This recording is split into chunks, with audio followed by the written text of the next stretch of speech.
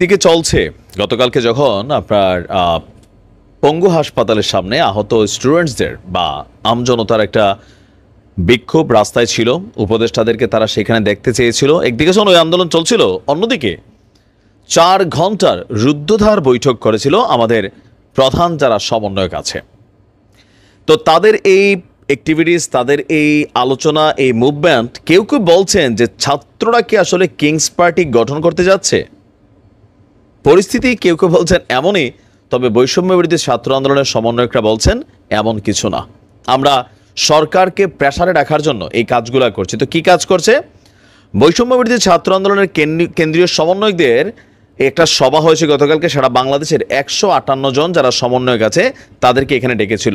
তো সেখানে হচ্ছে যে পরিস্থিতি পর্যালোচনা, আসন্ন কর্মসূচির রূপরেখা নির্ধারণ, কেন্দ্রীয় এবং স্থানীয় সংগঠকদের মধ্যে সমন্বয় বাড়ানোর বিষয়ে তারা কথা বলেছে। সাংবাদিকদের সাথে আলাপকালে এই সংগঠনটির মুখ্য সংগঠক আব্দুল হান্নান মাসুদ বলছেন, জুলাই আন্দোলনের ফসল হলো অন্তর্বর্তী সরকার। এই সরকারের উপদেষ্টা নিয়োগে অবশ্যই আমাদের বক্তব্য নিতে হবে।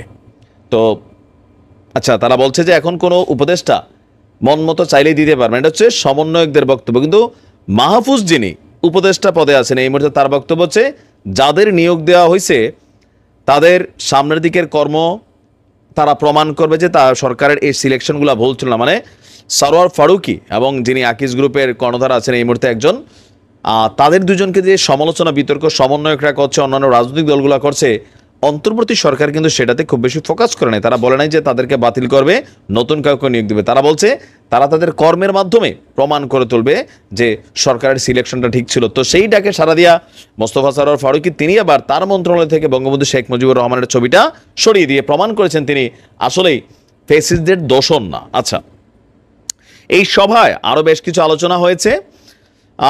তারা সিদ্ধান্ত নিয়েছে তারা শুধু সরকারের গুণগান গাইবে না, পাশাপাশি গঠনমূলক সমালোচনা করবে। এছাড়া মানুষের ভোগান্তি হয় এমন কোনো কিছু করবে না এই বৈষম্য বিরোধী ছাত্র আন্দোলন। বিপ্লবের 100 দিন উপলক্ষে আন্দোলনের শহীদ এবং আহতদের নিয়ে আজকে দিনব্যাপী কর্মসূচিও তারা পালন করবে। আর 1 থেকে 1.5 মাসের মধ্যে দেশব্যাপী আন্দোলনের কমিটি দেওয়া হবে। তিনি বলছেন, আমাদের আজকের সভায় 158 জনের মধ্যে 70 থেকে 80 জন সমন্বয়ক ছিলেন। অন্যান্য সমন্বয়কদের সঙ্গে কোনো সমস্যা নেই, নিজেদের মধ্যে কোনো বিশৃঙ্খলা নেই, আমরা ঐক্যবদ্ধ আছি।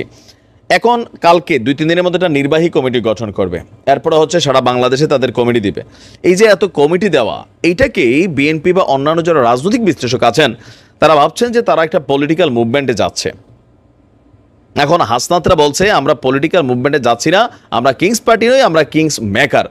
এখন যারা সমালোচক আছেন তারা বলছেন, বা বিএনপির অনেক সিনিয়র নেতারা বলছেন, তাদের কথায় কথায় যদি সরকার চলে তাহলে তো রাষ্ট্র চলবে না। সরকার একটা সিদ্ধান্ত নিয়ে কাজ করতে পারবে না, যে একজনের পছন্দ হলো না সে বলে যে আমি এটা মানি না, তখন তো ভাই বিষয়টা স্টেবল হবে না। যেমন ধরেন পুলিশের মধ্যে থেকে অনেককে নিয়োগ বাতিল করা হয়েছে, তো যারা এখন প্রসেসিংয়ে আছে তাদের মধ্যে একটা সংখ্যা আছে, যারা এখন চাকরিতে আছে তাদের মধ্যে একটা সংখ্যা আছে। একটা পরিস্থিতি জরুরি কিছু আসলে এই সার্ভিসটা তো আপনি পাবেন না। এছাড়া আরও অনেক ব্যাপারে অতি গুরুত্বপূর্ণ সিদ্ধান্তের ইস্যু থাকে, যেগুলো যদি কথায় কথায় মানা হয় তাহলে কিন্তু স্টেবল হবে না। এখন সমন্বয়কদের দাবি আমরা আপনাদের নিয়োগ দিছি, সুতরাং আপনারা আমাদেরকে জিজ্ঞেস করে কাজ করতে হবে। রাজনৈতিক দলগুলোর দাবি যে ভাই তোমাদের জিজ্ঞেস করে কেন করবে, তোমরা সরকার বানিয়ে দিছো, সরকারের কাজ করতে দাও। রাজনৈতিক দলগুলোর সাথে সরকার আলোচনা করবে, তো সরকার বলছে আলোচনা ওইভাবে হবে না, আপনারা একটা লিখিতভাবে পাঠাই দেন। তো অন্যান্য দলগুলো বলতেছে আমরা যে পাঠাইলাম আপনারা কি পড়লেন না কি পড়লেন না। তো সকল কিছু মিলিয়ে কেন্দ্রীয় যে সমন্বয়করা আছেন তাদের সমন্বয়হীনতা এখানে চলে আসতেছে। একটা মিটিং হয়েছে, 50% উপস্থিতি। এখন যে অনুপস্থিতিটা যৌক্তিক রিজন কারণে হয়তো আসেননি, কিন্তু মানুষ এটা নিয়ে আলোচনা আবার সমালোচনা করছে। আবার হাসনাত বলছে এই বিপ্লবী সরকার তো আসলে তৈরি হয় নাই। কেন? এই সরকার মিসিং হলে যাদের গলায় ফাঁসির দড়ি লাগবে তারাই হচ্ছে বিপ্লবকে ধারণ করে, তারাই হচ্ছে বিপ্লবী। আবার নতুন সংঘও দিছে।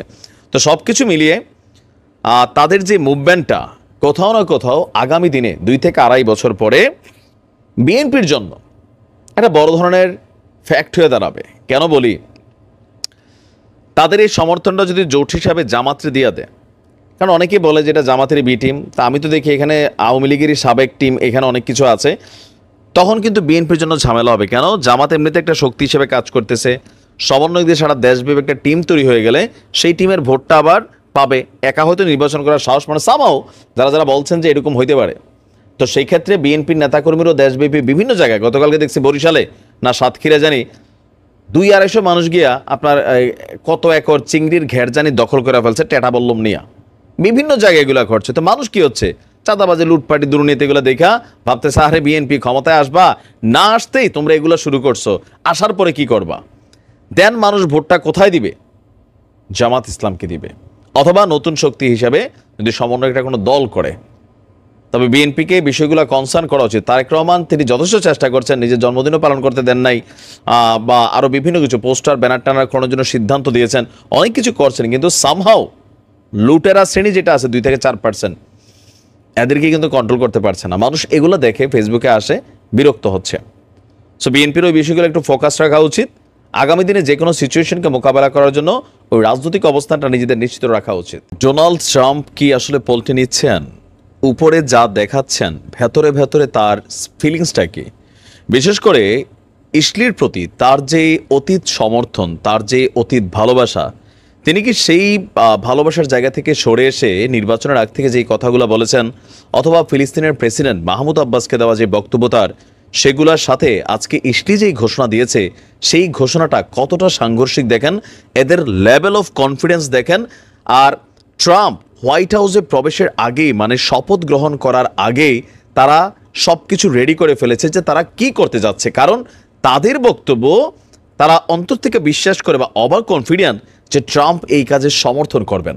একটা কি বলা হয়েছে, একটা পার্ট শেষ করা হয়েছে, আরেকটা পার্ট আমি গতকালকে ভিডিওটা দিয়েছিলাম যে একটা পরিকল্পনা ফাঁস হয়েছে, কিন্তু ফাঁসের পেছনে যে এই পরিকল্পনা, সেটা আমি আশ্চর্য হয়ে গেছি কিছুটা। তবে আমি আগে থেকে বলছি যে ভোট পাওয়ার জন্য বিশ্বজুড়ে তারা নানান ধরনের বক্তব্য দেয়। গতকালকে আপনাদেরকে একটা নিউজ দিয়েছিলাম যে ইসলির অর্থমন্ত্রী বেজালাল স্মোটরিচ তিনি হঠাৎ করে বলে বসলেন যে একটা পার্ট গা ওই যে যা এটা না, এটার বিপরীতে আরেকটা পার্ট আছে। ফিলি 2টা পার্টে বিভক্ত, আরেকটা পার্ট হচ্ছে পশ্চিম তীর। এবার এই পশ্চিম তীর পুরোপুরি ইসলি তাদের দখলে নিয়ে যাবে। আর এই পদক্ষেপকে যুক্তরাষ্ট্রের নবনির্বাচিত প্রেসিডেন্ট ডোনাল্ড ট্রাম্পের সমর্থনে এক নতুন দিগন্তের সূচনা হিসেবে দেখছেন। আমি বুঝি নাই এই অংশটা, আবারও দেখেন, ডোনাল্ড ট্রাম্পের সমর্থনে এক নতুন দিগন্তের সূচনা হিসেবে দেখছেন। মানে ট্রাম্প কি সমর্থন দিল? মার্কিন সংবাদ মাধ্যম সিএনএন তাদের প্রতিবেদনে বলছে ইসলির অর্থমন্ত্রী বেজালেল পশ্চিম তীরের দখলকৃত অঞ্চলগুলোতে ইসলির সার্বভৌমত্বকে প্রতিষ্ঠার জন্য প্রয়োজনীয় অবকাঠামো তৈরি করতে তার বিভাগের প্রতি নির্দেশনা দিয়েছেন। তার আশা ট্রাম্প প্রশাসন মানে মার্কিন যুক্তরাষ্ট্র এই পদক্ষেপকে পূর্ণ সমর্থন প্রদান করবে। ইসলির পার্লামেন্টে দেওয়া এক বক্তৃতায় তিনি বলছেন ট্রাম্পের জয় ইসলিকে একটি গুরুত্বপূর্ণ সুযোগ এনে দিয়েছে। কি এনে দিয়েছে? তার মতে পশ্চিম তীর পুরোপুরি দখলে নিলে ফিলিদের স্বাধীন রাষ্ট্র প্রতিষ্ঠার যে সম্ভাবনা সেটা বিলীন হয়ে যাবে এবং ইসলির নিজের নিরাপত্তা নিশ্চিত করতে পারবে। এর আগে ডোনাল্ড ট্রাম্প মার্কিন প্রেসিডেন্ট নির্বাচনী প্রচারণায় তারা নাকি আপনার ইসলিকে পূর্ণ সমর্থন দেওয়ার প্রতিশ্রুতি দিয়েছেন। আমরা দেখলাম বাহিরে বাহিরে কি ট্রাম্প বলল আমি যদি ক্ষমতায় আসি মধ্যপ্রাচ্য, ইউরোপ জুড়ে যে যুদ্ধগুলো চলছে সেই যুদ্ধগুলো বন্ধ হয়ে যাবে। আর ট্রাম্পের একটা বড়সড় ভোট বাক্স ছিল ইউএসএতে বসবাসকারী সারা পৃথিবীর বিভিন্ন দেশের মুসলিম কমিউনিটির ভোটটা কিন্তু তারা পাইছে। কারণ বিকল্প হিসেবে কি আছে? বাইডেন রানিং অবস্থায় আছে। মানুষ ভাবছে যে মন্দ হলেও ট্রাম্পের বিভিন্ন কথায় অনেকে ভাবছে যে ঘটনা সত্য, কিন্তু আগে আগে যে সমর্থন দিয়ে রাখছে এটা তো আমরা জানি না। এমনকি ওয়াদা নাকি করে রাখছে, আপনি দেখছেন। তারা বলছে যে আপনার আচ্ছা, এছাড়াও ট্রাম্পের জামাতা এবং সাবেক উপদেষ্টা জ্যারেড কুশনার তিনি গত মে মাসে ওই যে যা সেখান থেকে ফিলিদের স্থায়ীভাবে সরিয়ে পশ্চিম তীরে ইসলির বসতি স্থাপনের পরিকল্পনা করেছিলেন। মানে ট্রাম্পের মেয়ের জামাই গত 4-5 মাস আগ থেকে ইসলির সাথে যোগাযোগ করে মানে এখানে নানান সিদ্ধান্ত তারা নিচ্ছেন। আর আমরা যখন দেখছি গতকালকে ট্রাম্প যে প্রতিরক্ষা মন্ত্রী যাকে ফিক্সড করেছেন বা নির্ধারিত করেছেন, সেই ব্যক্তিটা এতটা ফিলির বিপরীতে থাকা একজন মানুষ ওই যে যা সেখানে বসবাসকারী বীরদের প্রতি তার যে মেন্টালিটি, এটা কিন্তু অন্য একটা বার্তা দিচ্ছে যে পরিস্থিতি খারাপ হবে। সোজা বাংলা যদি দেখি, পোল্ট্রি নিছে। আল্লাহ ভালো জানে আসলে কি যে বলবো বলেন। এই পরিস্থিতিগুলো দেখলে এটা যে শেষ সমাধানটা কিভাবে হবে এটা আমি আসলে নিজেও বুঝি না।